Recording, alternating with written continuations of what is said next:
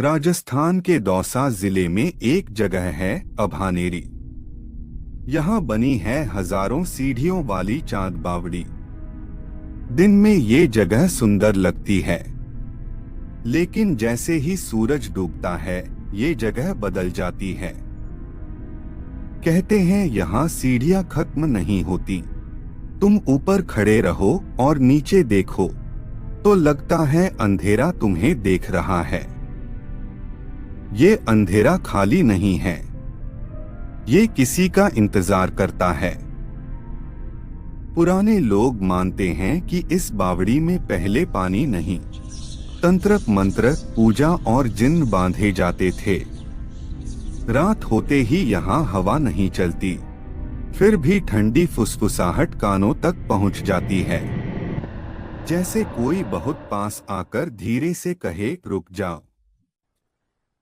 नीचे उतरती सीढ़ियां इतनी उलझी हुई हैं कि कुछ देर में समझ ही नहीं आता कि तुम ऊपर जा रहे हो या नीचे गिर रहे हो। और तभी पहली आवाज सुनाई देती है, धीमे धीमे कदमों की आहट, सीढ़ियों पर किसी के चलने की आवाज, लेकिन सामने कोई नहीं। कुछ लोगों ने हिम्मत की, अपना नाम लेकर आवाज लगाई। आवाज वापस आई, मगर एको जैसी नहीं, जैसे किसी ने नीचे से जवाब दिया हो, हाँ सुन रहा हूं। यही वो पल होता है जब डर बाहर नहीं, अंदर पैदा होता है। तुम्हें महसूस होता है कि तुम अकेले नहीं हो, कोई तुम्हारे बहुत करीब खड़ा है, पर दिखाई नहीं देता। इस बावड़ी की दीवारों पर ली गई कुछ तस्वीरों में सीढ़ियों के बीच एक काली धुंधली आकृति दिखाई देती है। चेहरा नहीं, सिर्फ खाली आंखें जो सीधे ऊपर देख रही होती हैं। एएसआई के नियम के अनुसार यहाँ शाम के बाद रुकना मना है। कागजों में वजह लिखी है सुरक्षा, लेकिन लोकल लोग कुछ और कहते हैं। रात में बावड़ी बुलाती है। जो लोग नियम तोड़कर रात में यहाँ रुके, सुबह उनकी आंखें सूजी हुई थीं, चेहरा बदला हुआ, और सिर्फ एक बात उनके होठों पर थी, नीचे कोई है। ये जगह तुम्हें चिल्लाकर नहीं डराती, ये तुम्हारे पास धीरे धीरे आती है।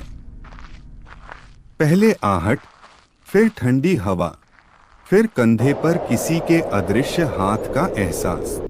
और जब तुम मुड़कर देखते हो, वहां कोई नहीं होता, सिर्फ सीढ़ियां, और सीढ़ियों के बीच एक काली जगह है जहां से कोई तुम्हें देख रहा होता है। अगर तुम ज्यादा देर तक उस अंधेरे को घूर लो, तो ऊपर लौटने का मन नहीं करता। ऐसा लगता है जैसे नीचे कोई तुम्हें बुला रहा हो, बस एक कदम और। अभानेरी का सच ये नहीं कि यहाँ कोई दिखाई देता है, सच ये है कि यहाँ कोई तुम्हें पहले से जानता है। तुम्हारा नाम, तुम्हारे कदम, तुम्हारा डर। अगर कभी चांद बावड़ी जाओ तो नीचे झांकना जरूर, लेकिन अगर नीचे से आवाज आए तो जवाब मत देना, क्योंकि इस गहराई में सिर्फ पानी नहीं, कोई रहता है। और वो अभी भी किसी का इंतजार कर रहा।